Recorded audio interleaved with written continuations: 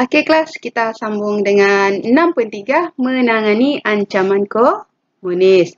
Okey, jadi kita tahu ya kegiatan komunis ni menjadi ancaman kepada keselamatan negara kita sejak sebelum merdeka lagi, ya. Antara kegiatan yang dilakukan oleh komunis ni ialah melakukan serangan bersenjata terhadap pasukan keselamatan, menyerap masuk ideologi komunis dan melakukan kegiatan sabotaj terhadap kemudahan awam. Jadi, kerajaan mengambil langkah serius untuk membenteras kegiatan komunis di negara kita.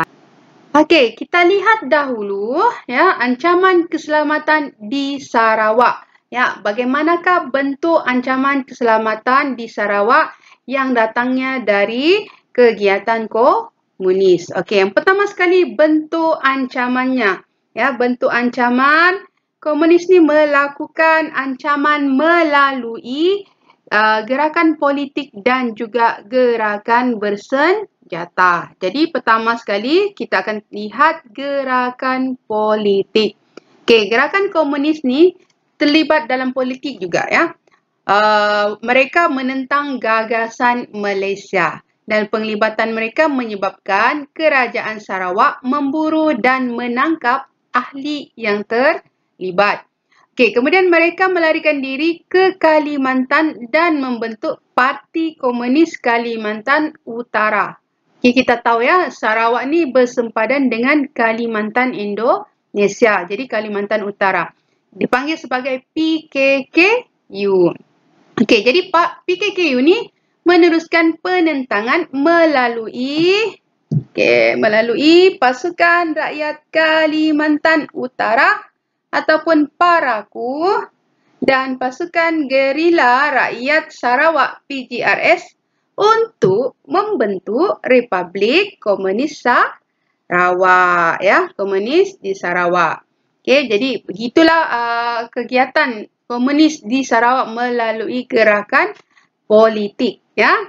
Okay, kemudian serangan bersenjata. Kalau tadi bentuk ancamannya iaitu melalui gerakan politik, seterusnya pula bentuk ancamannya di Sarawak ni ialah serangan bersenjata. Okey, pada 5 Ogos 1952 komunis ya telah menyerang kawasan Batu Kitang, Kuching, Sarawak yang menandakan permulaan serangan komunis terhadap orang awam.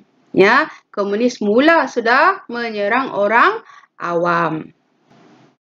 Okey, jadi serangan terhadap Sarawak itu telah menyebabkan Sarawak cuba berusaha untuk mengatasi ya tentangan daripada komunis, serangan daripada komunis itu melalui beberapa cara, iaitu yang pertama sekali melalui perang saraf. Okey, melalui perang saraf ya. Kerajaan ini melaksanakan dua kaedah, iaitu gerakan perang saraf dan juga operasi ketenteraan bagi mengatasi ancaman komunis. Jadi kita lihat dahulu yang pertama iaitu perang saraf. Okey. Jadi pihak berkuasa ni telah mengambil langkah yang berikut ya, dipanggil sebagai perang saraf ni, iaitu mengadakan perhimpunan awam dengan memberikan kesedaran tentang bahayanya ancaman komunis. Okey, yang pertama sekali mengadakan perhimpunan awam. Kemudian yang kedua menyebarkan risalah. Tahu risalah kan?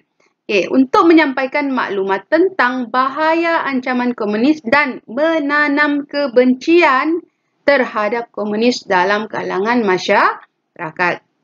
Okey, kemudian yang ketiga, mengisytiharkan kawasan putih yang bebas dari ancaman komunis dan menawarkan program pengampunan ya kepada anggota komunis ya, kepada anggota komunis.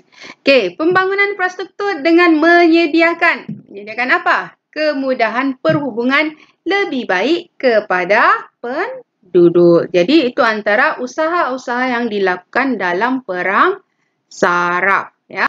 Okey, yang kedua pula ialah operasi ketenteraan. Ya, beberapa operasi ketenteraan dijalankan iaitu seperti operasi Hammer di 1965 di bahagian pertama, operasi oleh Rescom di bahagian ketiga dan operasi Sri Aman dilancarkan di bahagian kedua. Okey, apakah bahagian pertama, bahagian kedua, ketiga ini? Okey, itu bahagian itu yang dimaksudkan ialah bahagian-bahagian dalam negeri Sarawak. Kita akan lihat peta ya. Okey, peta ni ada terdapat dalam buku teks kamu pada muka surat 122. Jadi yang dimaksudkan bahagian di sini ialah bahagian dalam Sarawak ni. Ini peta Sarawak kan? Okey, kamu boleh nampak peta Sarawak ni. Okey, ni Sarawak. Dia bersempadan dengan apa? Sabah, Brunei dan juga Kalimantan Indonesia. Ini Kalimantan. Yang ini pula ialah Brunei. Dan ini adalah Sabah. Okey, jadi yang disebut sebagai bahagian pertama ialah kawasan ini. Kawasan yang berwarna merah jambu ini. Bahagian pertama yang kita sebutkan tadi. Kemudian ini bahagian kedua. Okey, bahagian kedua. Dan juga bahagian ketiga ialah bahagian yang paling besar. Ya, paling besar. Ni yang berwarna oranye ini. Ya, ni bahagian ketiga. Jadi inilah operasi ketenteraan yang melibatkan bahagian dalam negeri Sarawak. Okey. Dalam operasi ketenteraan ini yang terlibat hanyalah bahagian pertama, kedua dan ketiga. Okey, seterusnya kita lihat operasi Hammer di Sarawak yang merupakan antara langkah membantras ancaman komunis di Sarawak ya. Kita ada operasi Hammer, kita ada operasi Rescom dan juga kita ada operasi Sri Aman. Okay, jadi sekarang ni kita lihat rentetan peristiwa dari operasi Hammer kepada Rescom dan juga kepada operasi Sri Aman. Okey, jadi dalam gambar yang kamu lihat sekarang ini, inilah yang beliau dipanggil sebagai Sir Claude Fenner. Sir Claude Fenner merupakan ketua polis Malaysia pada ketika itu. Okey. Jadi kamu boleh lihat ada informasi dalam buku teks kamu muka surat 122 di sana. Kenapa operasi Hammer tu dipanggil operasi Hammer? Sebab kata-kata daripada Sir Claude Fenner ini, will hammer them, let the operation be called Operation Hammer. Okey. Itulah daripada petikan kata-katanya itu. Jadi operasi itu pun dipanggillah sebagai operasi Hammer. Okey, jadi pada 6 Julai 1965, ya, operasi Hammer telah dilancarkan. Okey, 3 kampung baru dibuka di bahagian pertama untuk lebih kurang 7,500 orang dan seramai 1,200 keluarga berketurunan Hakka berjaya dipindahkan ke 3 kawasan penempatan baru sepanjang Jalan Kuching dan Serian. Okey, kemudian pada 8 Ogos 1969, operasi besar-besaran rampasan senjata di bahagian ketiga. Okey, bahagian ketiga ini merujuk kepada peta tadi itulah. Okey, dan pada 24 Februari 1970, operasi Jalan Raja di Nanok ataupun Asajaya bahagian pertama dan pada 8 Ogos 1971, operasi Ngayau dilancarkan di bahagian ketiga. Okey. Okey, jadi operasi Hammer ni telah menyebabkan gerakan komunis di Sarawak mulai goyah. Ya, mulai goyah sudah dengan operasi Hammer. Okey, selepas operasi Hammer, 26 Mac 1972, Rajang Area Security Command ataupun Rescom dibentuk di bahagian ketiga bagi mempercepat usaha membenteras ancaman komunis. Jadi kawasan tumpuan ialah Sibu, Muka, Kanawit, Sarike, Binatang ataupun Bintangor dan juga Julau. Okey, pada 21 Oktober 1973, Operasi Sri Aman dilancarkan melibatkan tentera dan polis. Ya. Dan pada 4 Julai 1974, Operasi Sri Aman ditamatkan dan anggota komunis menyerah kalah. Okey, menyerah diri ya.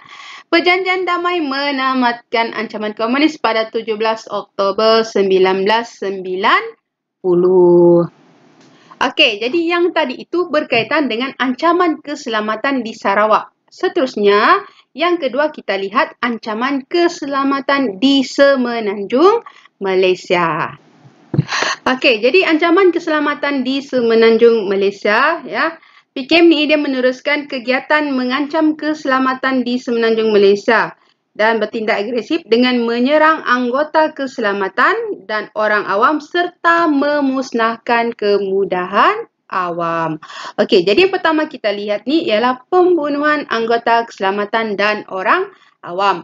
Okey, pada 17 Jun 1968, PKM telah melakukan serang hendap terhadap pasukan keselamatan di Keroh, Perak yang mengorbankan seramai 16 anggota keselamatan.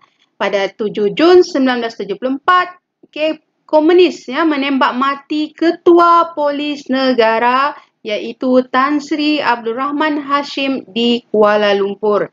Dan pada 13 November 1975, Komunis telah menembak mati Ketua Polis Negeri Perak iaitu Tan Sri Ho Chong Kong dan pemandunya di Ipoh. Okey, itu antara peristiwa tembakan ataupun menembak mati menembak ni terhadap kaki tangan ataupun anggota keselamatan dan juga orang awam. Okey, pada bulan Julai 1969, seorang wanita diseksa sehingga mati di Sintok, Kedah. Dan periuk api dipasang di sepanjang jalan Changlun, Kedah, dan jalan raya jambatan kereta api diletupkan. Jadi itu antara keganasan ataupun ancaman yang dilakukan oleh pihak komunis di Semenanjung Malaysia.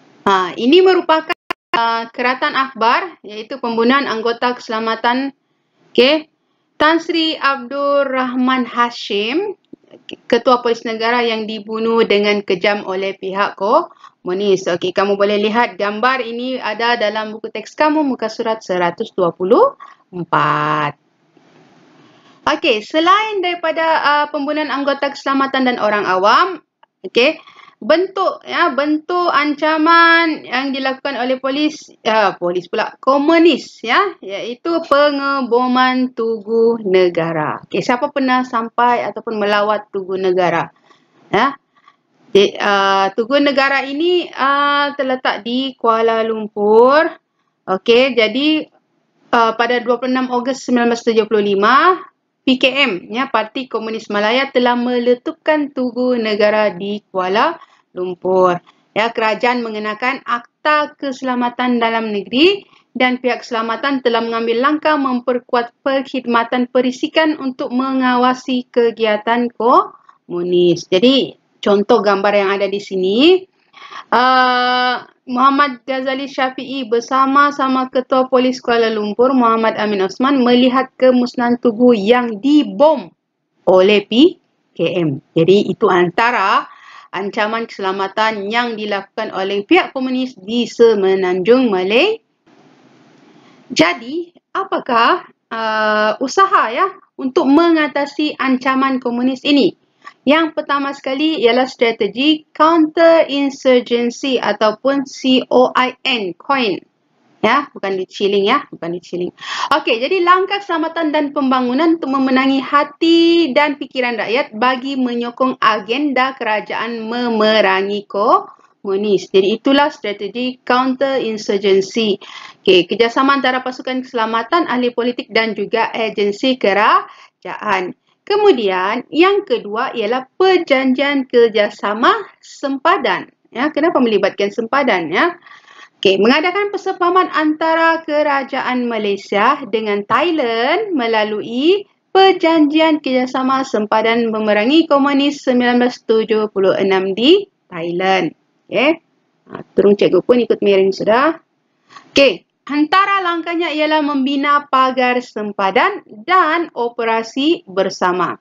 Manakala perjanjian Hat Yai pula diadakan pada 2 Disember 1989 di Hat Yai, Thailand antara PKM, Malaysia dan juga Thailand. Okey, jadi PKM ni telah bersetuju membubarkan unit bersenjata serta memusnahkan segala senjata api, bahan letupan dan juga jerangkap sama.